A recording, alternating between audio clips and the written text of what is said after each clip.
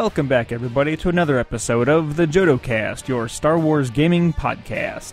This is episode 72.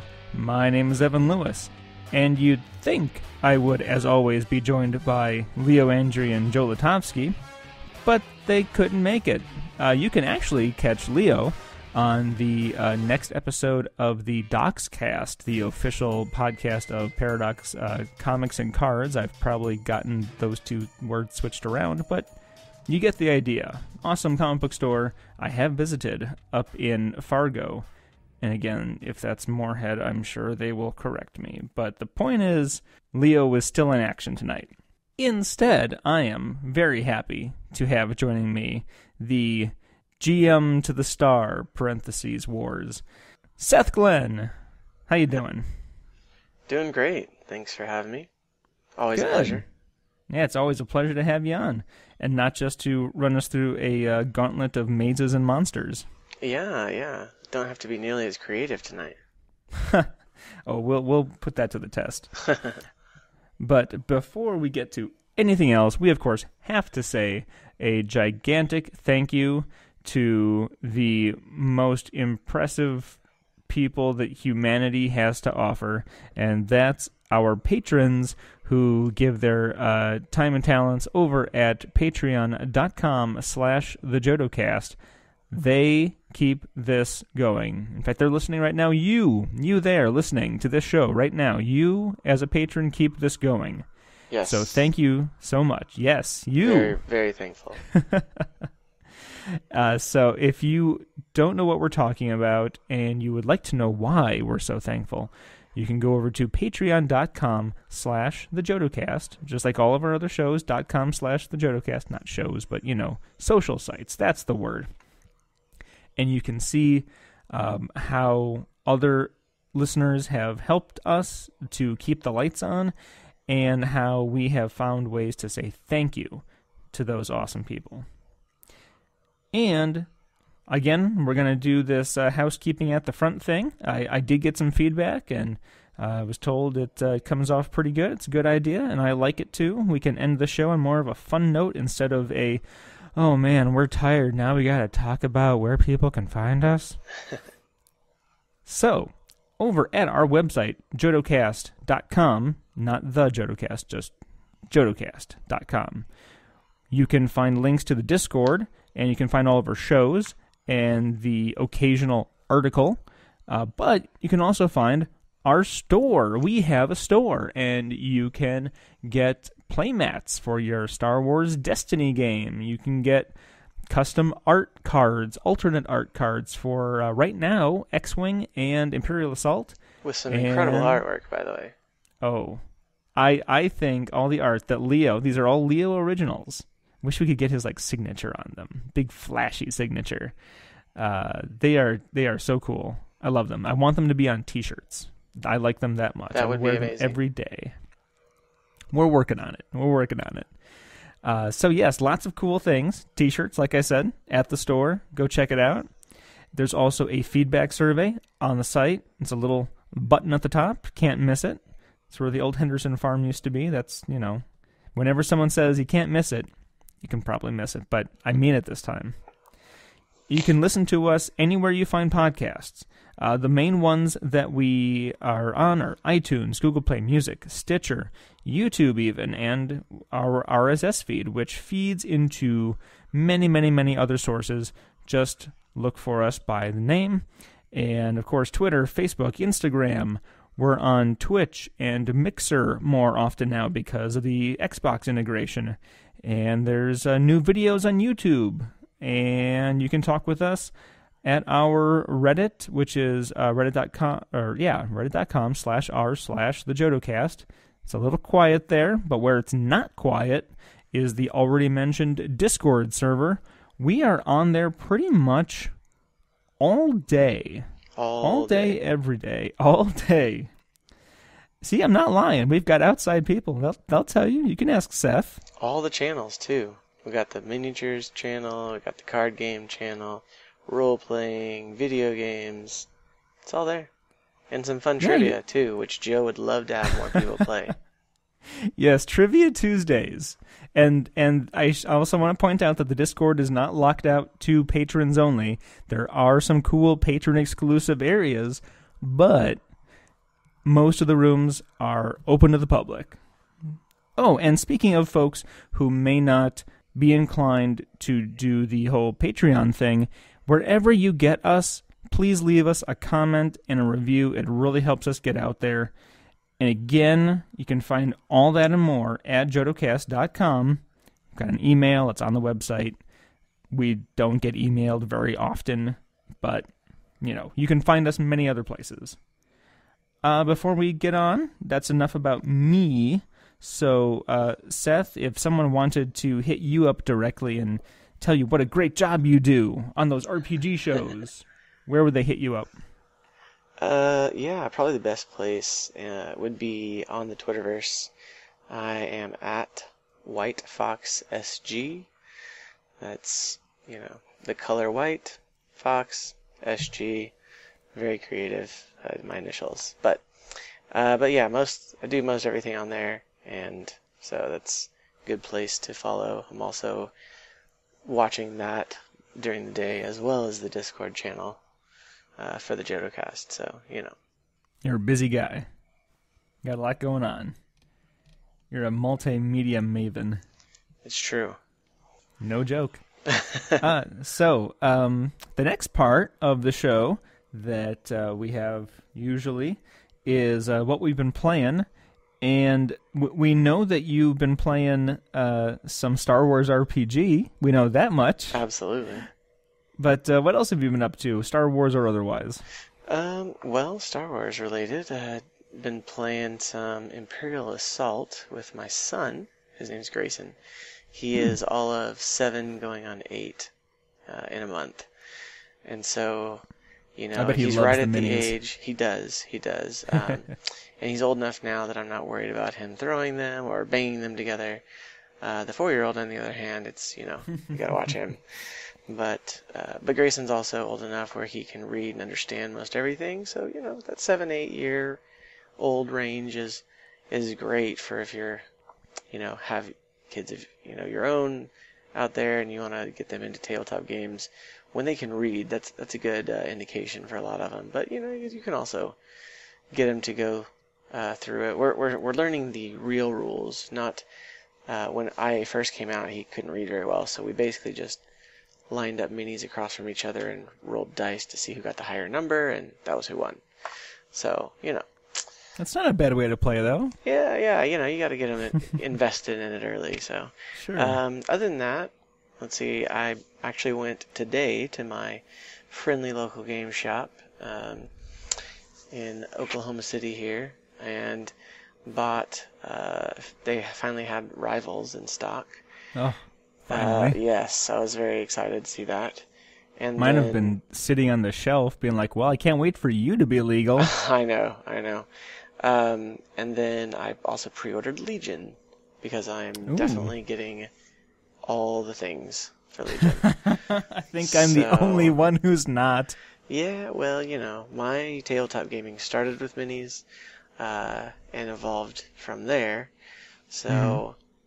So the card games, while I enjoy them, they don't have the special place in my heart like the miniature games do. So, yeah, because I don't know that we've really talked about it a whole lot, but you're a Mech Warrior guy. It's true. Actually, before Mech Warrior even, I started with the miniature game, Battletech. Started when I was about 8 or 9 years old, actually, with some friends who were older and had the game, so got into Battletech and MechWarrior and went from there to Warhammer 40k and then into card games with I never played Magic actually, but there was a Battletech card game which, I'm sure was very similar in play to Magic. There's resources and units and stuff like that. So and and obviously Star Wars always was in the background there, but until it started, until the 90s and the boost in interest again, there was not as many tabletop opportunities there. So So now, are you of into course, the I'm whole? just addicted to all the Fantasy Flight things. Yeah, yeah. Tell me about it. Are you so? Well, I guess we should assume that as a guy who's into all like the teeny tiny units and the big huge battle spaces, that the painting thing is old hat for you. It is. I mean, I haven't done it in a long time. I mean, I've just started painting my Imperial Assault minis again, or for the first time, but painting again, and but I did paint my minis when I was playing back in the day, so it was, a little rusty coming back into it, but not too bad. And there's some excellent guides out there. I know we've had some in the posted in the minis channel and in the JodoCast Discord with some good instructional stuff that's pretty easy to follow. So if anyone's out there, feeling overwhelmed by painting minis, it doesn't have to be as intimidating as it seems. Well, I hope to be one of those people soon, because even though I am not on the Legion train, Imperial Assault has always been that type of miniatures game that appeals to me, where it's very heavily story driven. Oh, sure. And your board it's limited, but it's all there for you. Right. Like, I dig that a lot. So, of course, now that it's coming to, maybe an end. I don't know that it will. At least not for a while. There's still, it's certainly... There's still, I mean, it's the kind of the same thing. Like, you've got IA, which is squad-based, and then you've got Legion, which is army-based. So there's definitely, audience for both. I mean, it's like, I played Battletech, which was like squad-based, and then 40K, which is like army-based. And both of them are still going strong today. So, take it for what you will. But I think there's room enough for both. And I do like Imperial Assault and the story, like campaign opportunities you have there. In fact, I would, even though I'm going to go into Legion, I would still be considering getting maybe like a playmat, just so that I could roll out the playmat for it and immediately start playing, as opposed to having to wait, like if I just want to do a quick skirmish with my son or something. Because, trying to find all the little puzzle pieces for the, to make certain things, it can take time, and that can kill it before it begins sometimes. That's been the worst part of trying to, like, show someone and kind of go through it with them when I'm not even, like, that great at the rules yet. Yeah. It's like, okay, now hold on for half an hour while I build the mat. Yeah, exactly. So, but it's something, as a tabletop enthusiast, typically we all tend to have to prepare for things, prepare for our games, whether that's with I think I see a segue. Hey, I was trying to slip it in there. But it's the same with all of them. I mean, really, it's just to what extent. And when it's something that you are passionate about, then whether it's the card game, whether it's Destiny, you spend time net decking or figure out the meta, or if you're playing IA, you're looking at your composition of your squad or whatever, and then if it's for an RPG, whether you're the GM or a player, you're going to be doing a little bit of that preparation as well, or a lot, depending on what you're going for. Well, I tell you, that was such a killer segue. I was going to talk about, I bought some legacy packs. I want to draft and start some painting. But you know what? Nah. That was too good. Yeah, it's done.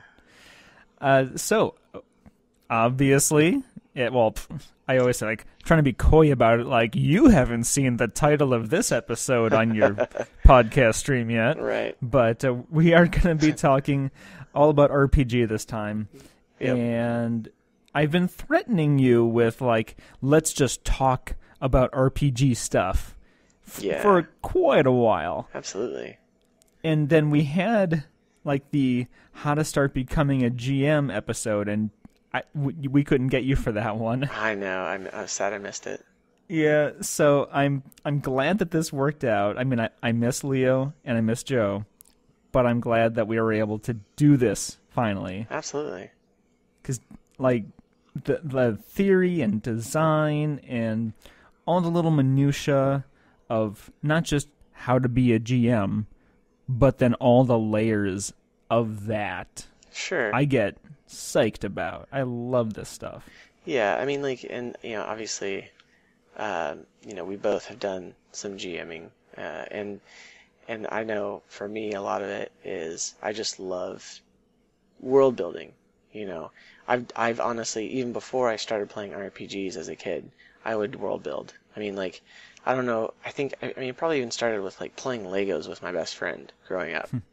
We would have, we would create these huge, Lego like ships or something or castles or whatever, and then we'd think up with the whole worlds around it and everything like that.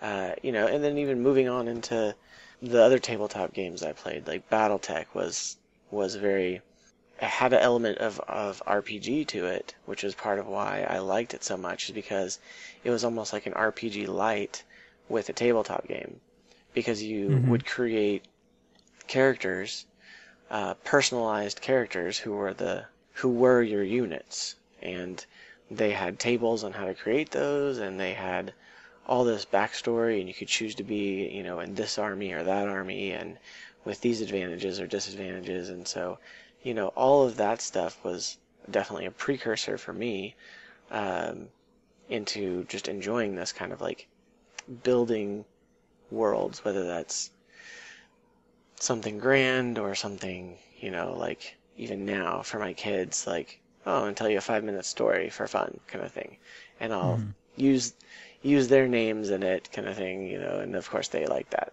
So it doesn't matter. It's fun to do that. It's fun to dream up adventure, and I think most of us enjoy that, which is why we get into this kind of medium. So well, and I think you must be really good at anticipating my questions, because the question I was going to ask you I didn't put in the notes, but it was going to be the ubiquitous, how did you start? How did you get into RPGs and eventually becoming a game master? And for people listening, this is a question that always gets asked, like, well, how did you start? And it's not a resume measuring contest. Yeah.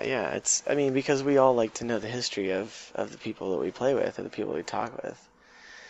Yeah, it definitely started. We've all got that story. Yeah, I mean, it definitely started with BattleTech for me, and to the point where, funny enough, like, so we're playing the tabletop RPG or the tabletop, miniature game BattleTech, and one of my friends finds this MechWarrior RPG, pen and paper RPG source book, and we bought 2 or 3 of them used at like a used bookstore, and we were using them not to play the pen and paper RPG because we weren't too young, but we had never done it before. We didn't play D&D growing up, but we had these source books, and we would use these source books to create our characters, who we then literally just plugged into our mech units and walked them around the battlefield and shot at each other.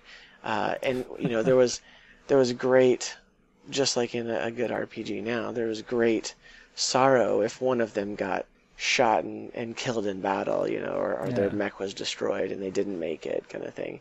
The whole XCOM thing. Oh, totally. And so, as far as my present day beginnings, I didn't like walk away from it, but life gets busy, and high school and college, and then just life in general, and then a group of friends invited me to play D&D.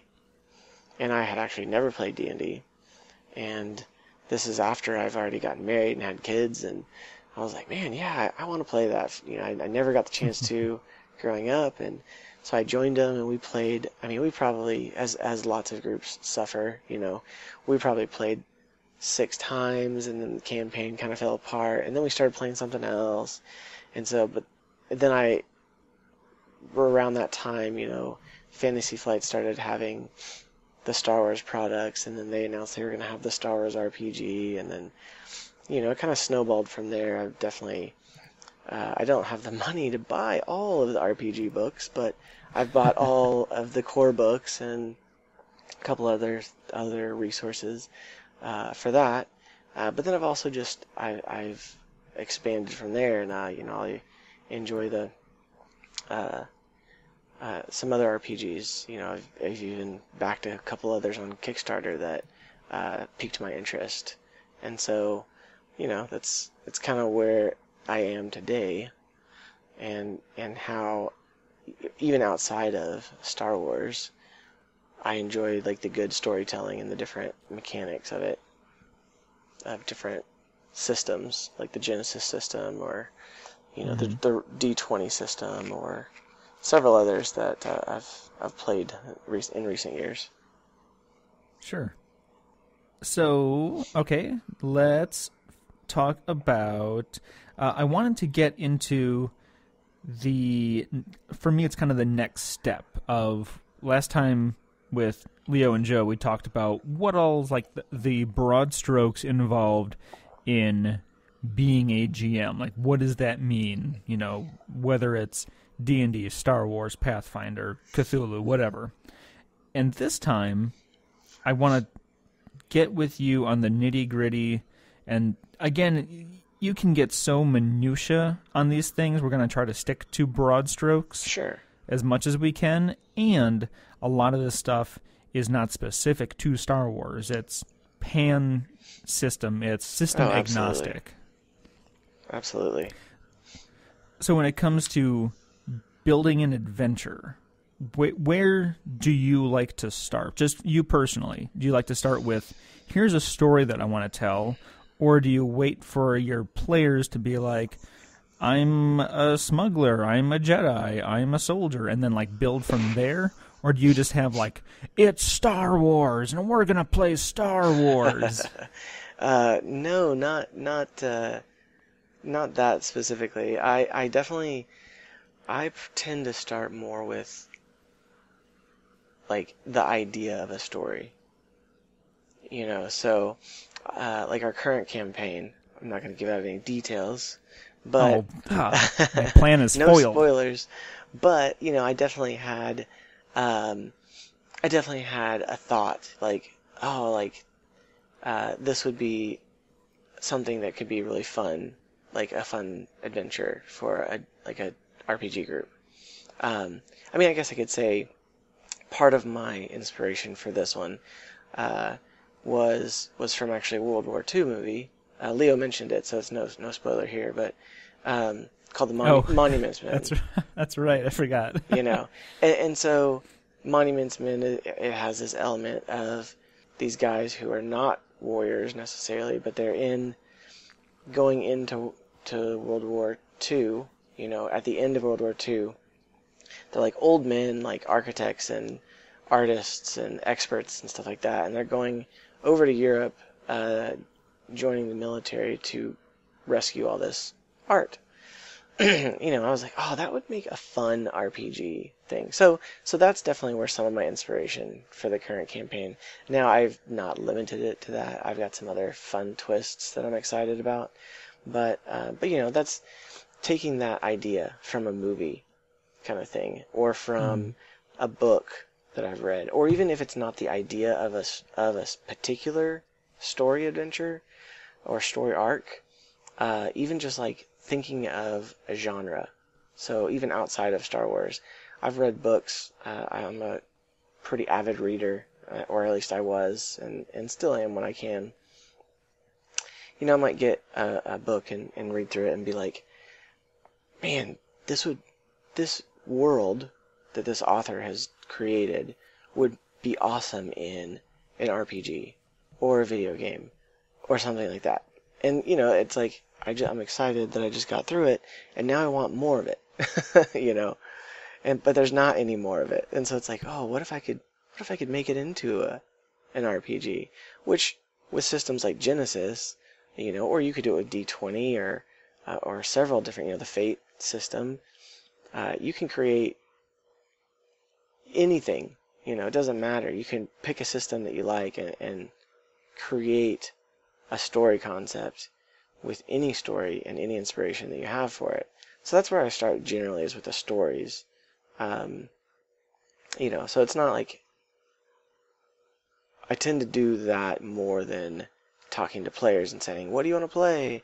And part of that's probably from my own experience, where if I leave too many options on the table, it tends to like muddy the waters a little bit, where like, well, this person wants to do that, and this person wants to do that, and this person wants to get this in, or this person's creating a ranger that, this person's creating a ranger, and this person over here is, well, they want to create a ranger too, so they're going to do, a different type of ranger.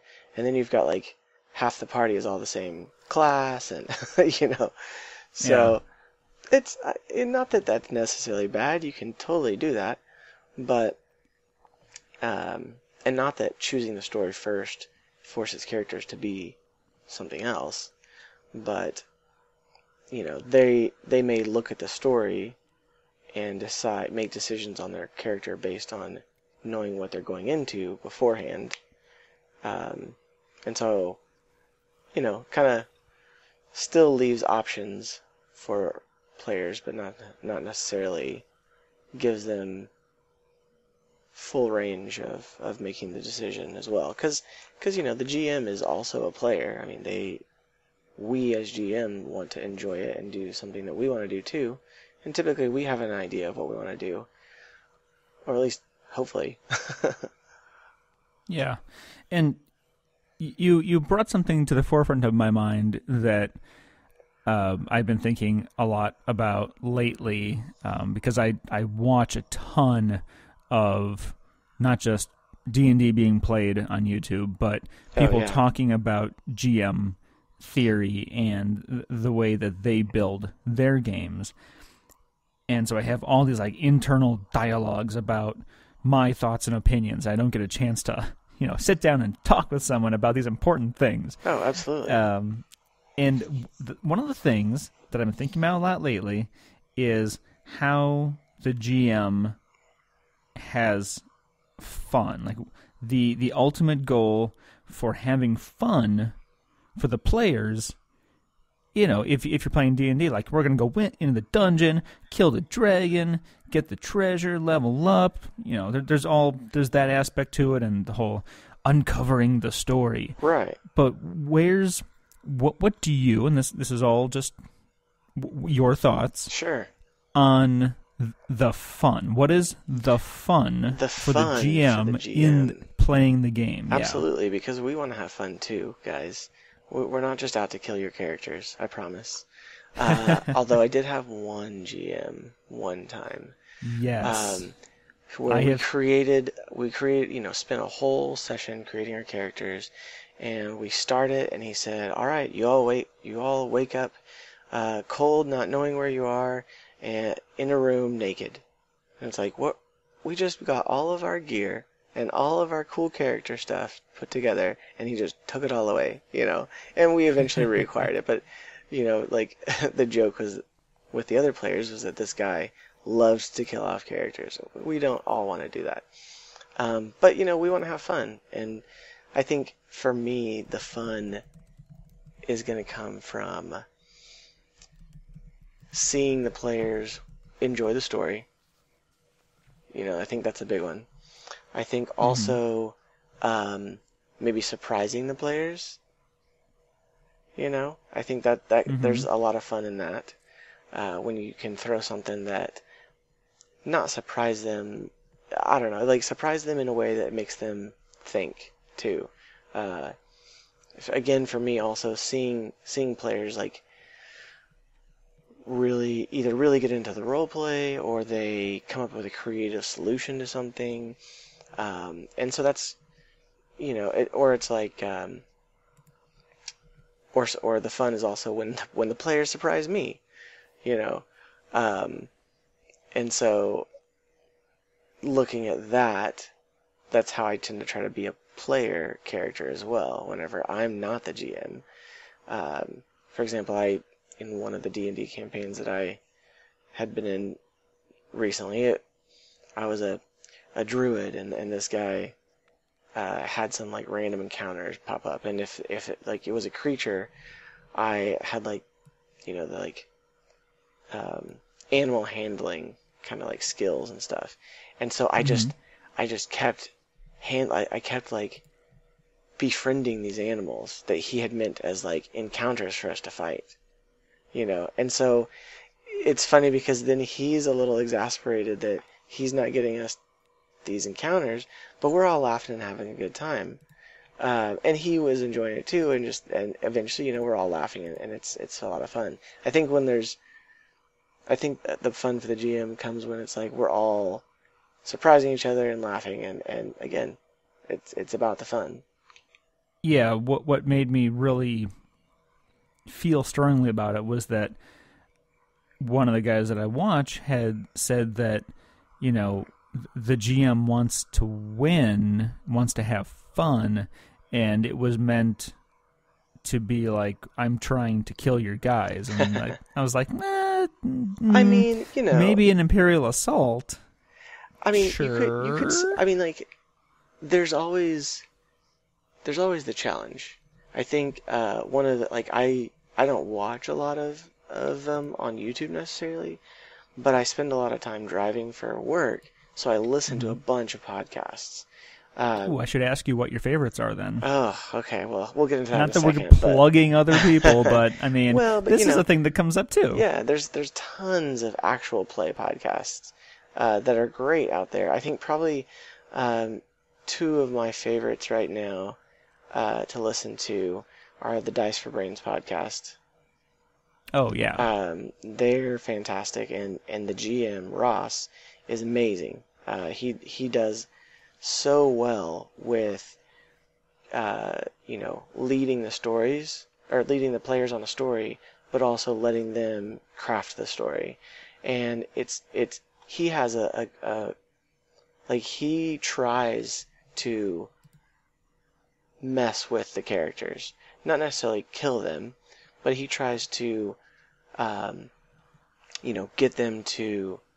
Well, I mean, they're doing a Force and Destiny campaign, so one of his goals is he's always trying to get them to use a Darkside pip if they've got a Darkside pip. He's trying to get them. He's trying to give them, and he'll tempt them too. He'll say, "I'll let you if you use that Darkside pip.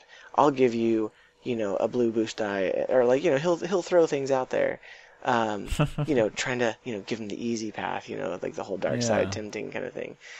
So that's kind of fun, that's kind of a cool thing that he does. And then one of my other favorites is the Silhouette Zero podcast, which is literally just two brothers playing Star Wars role-playing game with the Genesis system. And, but it's called Silhouette Zero because all of the main characters are Silhouette Zero, which means they're all short aliens. Okay. So there's a Jawa, there's Drawl, there's there's like a R2 not R2 unit, but there's like a droid, like a astromech droid, as one of them, and he's kind of a chopper character. So it's like the same kind of C9 droid. So he's like wah wah all the time, got that kind of like, Charlie Brown sound to how he talks. I hadn't Charlie Brown that teacher. That is the sound. That's totally the sound right. for Chopper. I mean, that's literally what Chopper is. Chopper is the Charlie Brown teacher. In fact, that would make an excellent comic. Leo needs to draw that. Get on it, Leo. But no, it's great, and it's really cool to see how only two people can still play this game. Two people can have a role-playing game, and it basically one player. There's the guy who's the GM, and he also controls some of the characters. But then there's the player, and he controls one character all the time, and then he also controls the other characters, and they do an amazing job. But it's so theirs is more of a going on the story together, because the brother who's the GM, he also does voices for some of the NPCs that are in the party with his brother. So it's, like you don't have to have a us against, like GM against the players mentality, because for these two, it's like them against the story, kind of thing. Right, and right. he still, the GM still throws things in the path of the main character and tries to make it a challenge. But I mean, even now they're in season 2, and they do things where it's like, well, what did you do that surprised us, this week? Like, what do we do that surprised each other this week? Because they'll inevitably do things with characters that, surprise each other, and they always, those are the times when they're laughing about it and enjoying themselves. So yeah, I mean, like I said, that's a long explanation, but it's you don't have to just be us against them. It's not necessarily I'm the GM and I'm going to win, or you're the players and you're going to beat me. Yeah. Well, I'll try to stop getting sidetracked by all these extra thoughts and keep us on task at least a little bit. I'll try. So you've already kind of mentioned that when you're building your story, I guess I'll use story as the big umbrella categorization. But you said that like you look at movies and TV shows and books for inspiration. So it sounds like homebrew adventures are probably your forte. But how do you feel about a straight up canned pre-written adventure, or do you like to get those pre-written adventures and then like read them, page through them, steal what works and trash what doesn't? I mean, like, I've used, let's see, we did the Force and Destiny, like, beginner box on the show. And I thought that was pretty fun. And the beginner boxes are fantastic for learning it, definitely. They're definitely geared towards the players being very overpowered a little bit. Yeah. Especially if you go and you listen to other podcasts or stories that have, like I said, this, like the Silhouette Zero podcast or the Dice for Brains podcast.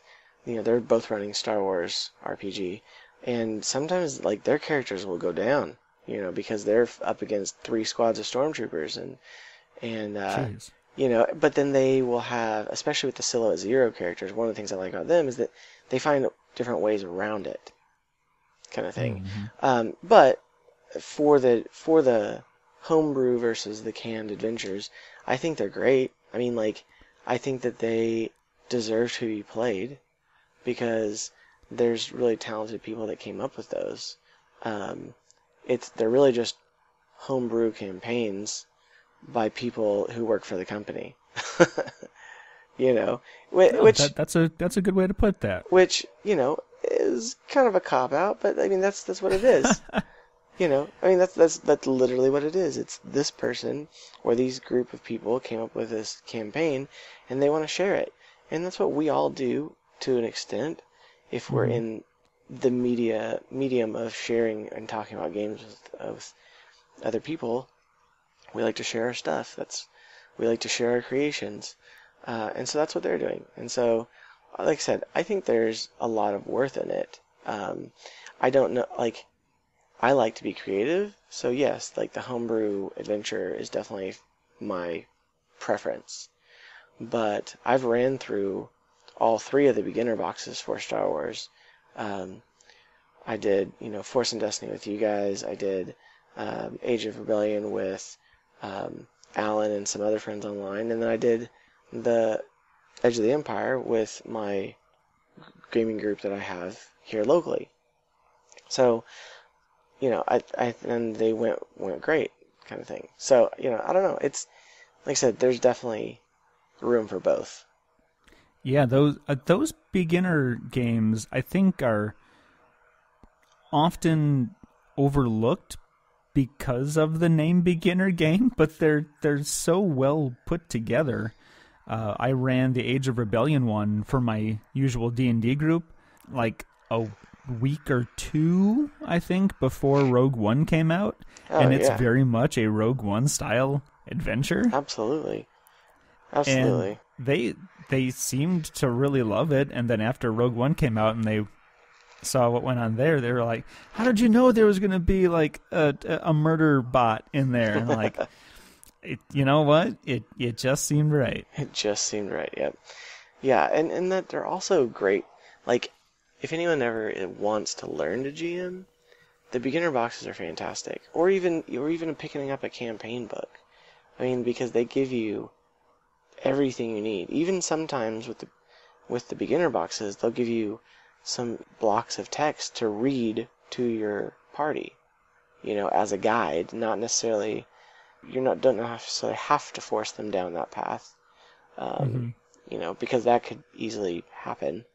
If you're trying to run a pre-made campaign, the GM could get focused on trying to stick with the path that he thinks it needs to go because that's what's in the book. So you got to be careful with that a little bit, but. And what you mentioned about the pre-written adventures being somebody else's, in quotes, homebrew that is simply published, I think that kind of mindset certainly helps dispel some of the negative feelings that people have towards pre-written adventures. I think they're perfectly fine, and they show you a really good structure, if nothing else. Yeah, I mean, and let's be honest, if any of us who have been a GM and built a world, that they're really excited to share with their players, I mean, I don't know about most people, but I would assume most people want to, would think it would be awesome if the company called them and said, hey, we love your campaign. We'd like to publish it in a pre-written adventure. You'd be like, heck yeah, let's do it. And that's absolutely that's what this is, kind of thing. So, but it's, if you have the desire to be creative, definitely go with homebrew. It's, it's fun. So, now we're getting more to a little bit minutia here. So as you're preparing your story, both for like the upcoming game, but then the anticipated next sessions, I always look at it, and this is not an original idea, but it's it's a thought process that was sort of intimated, I think, probably from a Chris Perkins video at some point, because most of my big ideas are Chris Perkins ideas. He is the maker, right? He's the founder, at least of the modern RPG genre. Of the digital age. Yeah, he's certainly one of the top guys for getting the word out. Definitely the most recognized. Oh, and I found this really great picture of he and me at Gen Con 2013 that I thought I had lost this picture. And you found it? I found it. Oh, sweet. And I have just the derpiest expression on my face. He's just smiling away, and just like, oh, just no. I was gonna post this. I'd have to Photoshop my face to make it worth it. But so this idea is that from the smallest design instance of the world up to the biggest, sure, you've got encounters, and whether they're combat or otherwise, that's the time when your guys are rolling their dice most of the time and things are heating up. And then going up another layer from that, if you've got multiple encounters with connective story tissue between them, you've basically got an adventure. And an adventure, for those that might not, we're putting a lot of definition to things so that you can grasp the ideas. Your adventure is essentially your session. So when you're running your adventure, that's the single session. And then when you've got the multiple sessions, that's your campaign.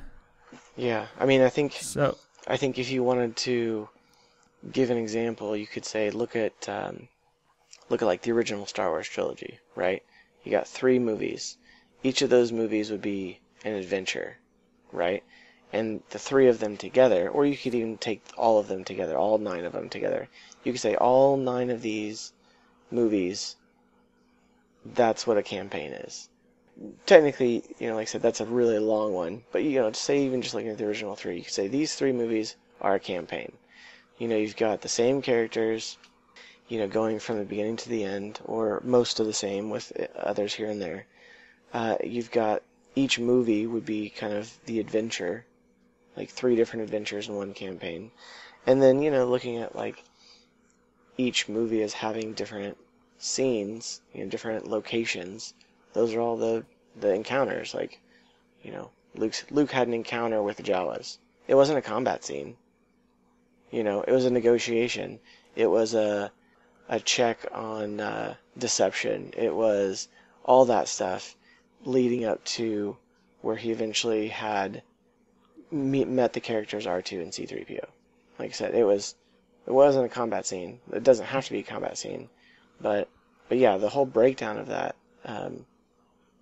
can be understood by any story, really. Man, I didn't even have to prompt you for that. That was like, that's in a nutshell. I hadn't even thought of that. Of each of the parts of of one of the trilogies. The trilogy is the campaign. Each movie's an adventure, and all the little story points. That's your scenes, or that's your encounters. Yeah. I think we really can close easily. out the podcast there. Jeez, I think you just did it. Yeah. I mean, but that's the fun part. That's as far as those go, how to make those. Obviously, everyone has a different way to do that. For me, as a GM, I've done, like, before I start a campaign or an adventure, because typically it's like, okay, I've got an adventure in mind, and if it can become a campaign, that'd be fantastic. But like, you start with an adventure, or like the general story idea, and then I typically do a whole lot of preparation on the front end of that. But then after the first 1 or 2 encounters or sessions, which a session's another definition that we would introduce, where it would be several encounters together, and one adventure might take several sessions, kind of thing. If you think about our episodes of Triumph and Despair, that's each episode's a session, and we're going several sessions for an adventure.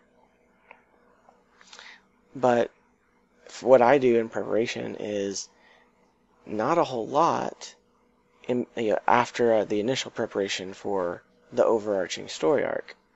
I've got some characters that I've made, and this time around I'm definitely trying to engage, the players to help create that story, which is why I've taken cues from other podcasts like Dice or Brains to say, to like meet the characters a little more. Like, what is this character's motivation in this? What is this character thinking in this aspect?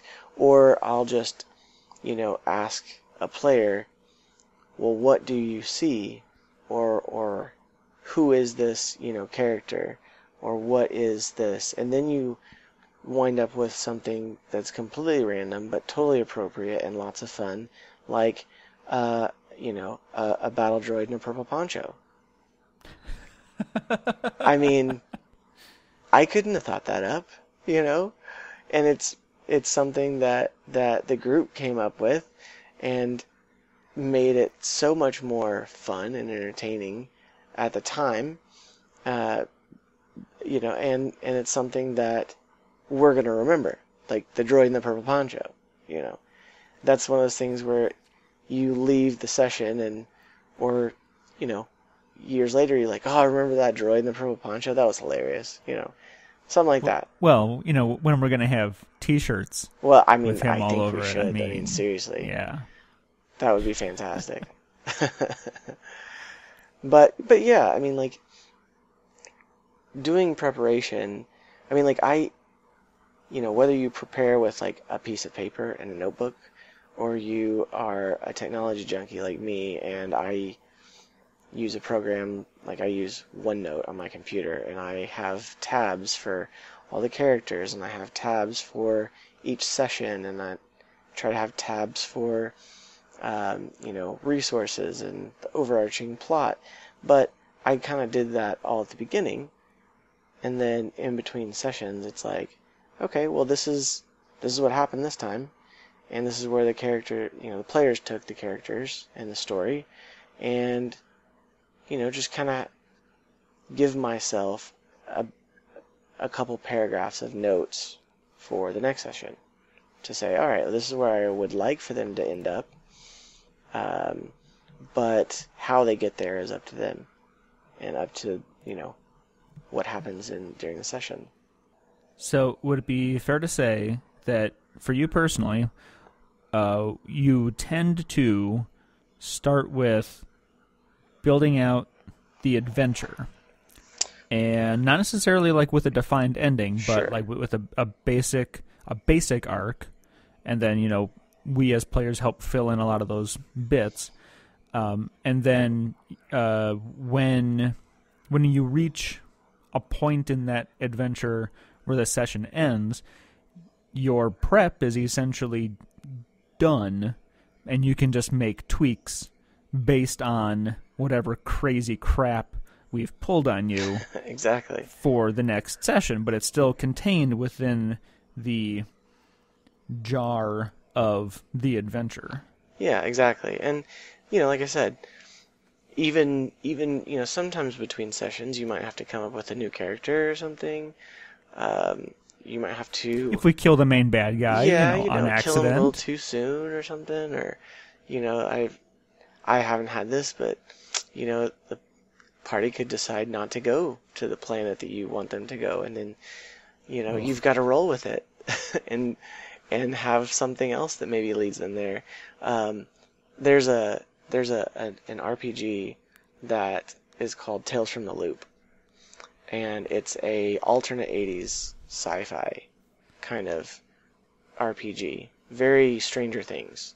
In fact, it was already in development, but it came out around the time Stranger Things came out, and so it actually did really well on Kickstarter and being released and stuff. And so, but they have this really cool method for the GM in there where they suggest basically, having almost like I'm sure there's a name for what kind of diagram they have, but it's basically like you have each of your encounters as like a circle, okay? And then you've got, you've got the introduction, and then you've got, the players could go to this location, this location, this location, or this location, and two of these locations might lead them to the same place, but this location might lead them somewhere else. And then, so it's like, you don't even have the details for those locations. Like, what's this building look like? What's this house look like? What are the, you could just say, oh, it's, this person's house, right? And you'll just say, oh, well, they're going to find clues in here that could lead them either to this place, or they could find something that leads them over here. And so, it's a way of keeping a group on track without trying to keep them on rails, so to speak. Yeah. But yeah, so, it's like, again, it's just starting with having the basics of the adventure, for sure, and letting the group carry the story. And that's another thing that one of the people that I've followed on YouTube has mentioned, like you've just said. If, let's say, you've got a whiteboard or a big piece of paper, and you have that starting circle, and that's the introductory event, then you're drawing lines out to all the other possibilities that you can think of. Sure. that could just be plot seeds, not necessarily like right, and that's they have to go in-between this sessions. way. You know, that's the in-between sessions of, okay, well, I had these 3 things prepared, these 3 pathways prepared. The players chose this one, or maybe they didn't exactly choose this one, but they chose close to this one. And then you say, okay, well, from here, these are the directions that we could go. Or these are the directions that I'd like to try to steer them. And so then, you know, you could do preparation for, all right, well, they're going to find such and such on this planet. You know, one of the things, again, like I said, I've become more of an RPG fan now than I ever was growing up. But there's an RPG that's yet to release, but I backed it on Kickstarter, and it's coming out, and it has basically its system is where you, as the GM, you basically let the party choose where they're going to go, and then they say, well, we're going to go over here in the world, and there's like a world map, and then basically it's like a modular design where you say, okay, well, you're going here, and oh look, you've found a castle, and so then you can basically insert what you want into that session for a castle kind of thing, without having to say, no, you know, already having the world completely built. It's like you're almost building the map as you go, kind of like those games like Risk Legacy and stuff, where it's like the game is only being made as it goes through, you know. Mm-hmm. So, you know, like I said, I think if someone's GMing, they have to, or it's good to give the players a hand on the steering wheel. Oh, I'm definitely familiar with that. I've been trying to find a good place to plug the RPG podcast that I appear on, other than the ones on here. And Countertime is the name of the podcast, and that one, oh my goodness, I don't think I've ever had as much of a hand in building a world that was seeded by somebody else, and then we've just been given the reins to come up with, like, what's this society's music sound like? Yeah. And what kind of food do they eat? And it's like, give me a second while I think of something. Right. It, you know, maybe puts a little pressure on whoever's editing the podcast to cut out some of that creative process if you're trying to keep it as kind of an actual play. But, you know, no, I've been listening to it as well, and I think it's pretty awesome. Christian has done an amazing job of seeding that world building. You know, he's obviously done a lot for it, and you guys are, you know, enjoying it and having fun, and it's fun to listen to. And that's what happens when, you know, you prepare for something, and then it's not just one person, the GM, sitting and telling a story and letting, you know, the players gain experience through combat and then level up. You know, I think that was kind of why, I think that's kind of like where it can lose interest sometimes, is if it's too on rails, you know, it's too just one person telling a story and you guys get to be a part of it with a role every once in a while. Letting the players have a big part in it and be involved, you know, it grants ownership. You know, you now have ownership in that story, and you're a part of that story and a part of that world. And that's the point, is that we're trying to, like, tell a story together in a way that's fun and entertaining, even if it's only for our own amusement. But wow. yes, Countertime is great. Well, that's good to hear. I was going to say that's a fantastic end cap right there. I'm not sure I could have written you a better final statement. That's why you're here. That's why you're our GM. Well, I'm glad I can be. Do you have any other thought nuggets, tips? Like I said, we went really broad strokes on this still. Sure. Not super minutia, because we wanted this to be not just useful for all games, but useful for people who are reading the GM sections of books, trying to figure out how the fiddly bits, the mental fiddly bits fit together, but then applying those number parts to a story that's going to be fun. So, and anything else, any last bits that you really wanted to get out? That's a good question. If not, I mean, that's perfectly fine too. We did talk a lot. We did. No, I think that's good. I mean, the only thing I would say is, like, if you, don't do no preparation if you're gonna be a GM. That was the question that I didn't ask you yet. You can't rely on your players too much, or you can if you know you can trust them to do that. But like they could throw something at you, and you want to have your resources handy, or you want to, remember the mechanics for trying to stun somebody, or you want to be able to find a rule if you're wanting to stick close to the rules, or you could also, that's another thing too, I guess that would be my last nugget, is don't feel like you have to follow the rules completely, because it's not like you're being graded on it. I'm sure there will be people that will correct you later, but that's okay. You're the GM, you're in control. You and the players. But that's the thing too, is that like a lot of these podcasts that are very well done, in my opinion,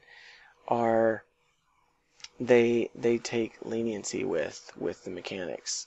And so, maybe the GM doesn't know the exact rule at this point, and he just goes with it. Basically, to keep the story moving, rather than to say, well, hold on, let's take a 15-minute break, and I've got to look this rule up.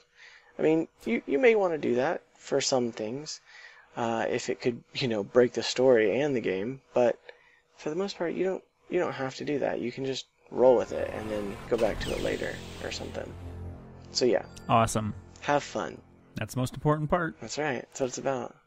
And with that, I think that's going to end it for tonight. Thanks again, Seth, for being willing to jump on here and get all riled up about how to get people started on playing more RPGs, because that's what I want for the world, is to play more RPGs. I know. We definitely need to be more creative, and it's a break from all the digital media. It's a nice break for sure. Yeah, absolutely. All right. Well, I guess without housekeeping to do, I'm gonna need to come up with some sort of like outro. Yeah. Besides, goodbye, folks. Catch you next time. We'll see you on the other side.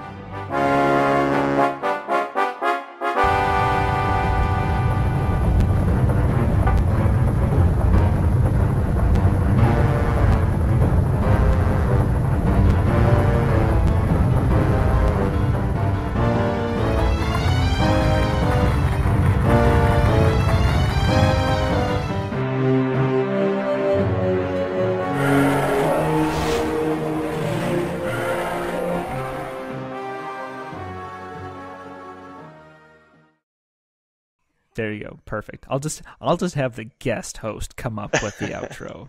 Perfect. That's right. Perfect. That's right. Perfect. That's right. Perfect. That's right. Perfect. That's right. Perfect. That's right. Perfect. That's right.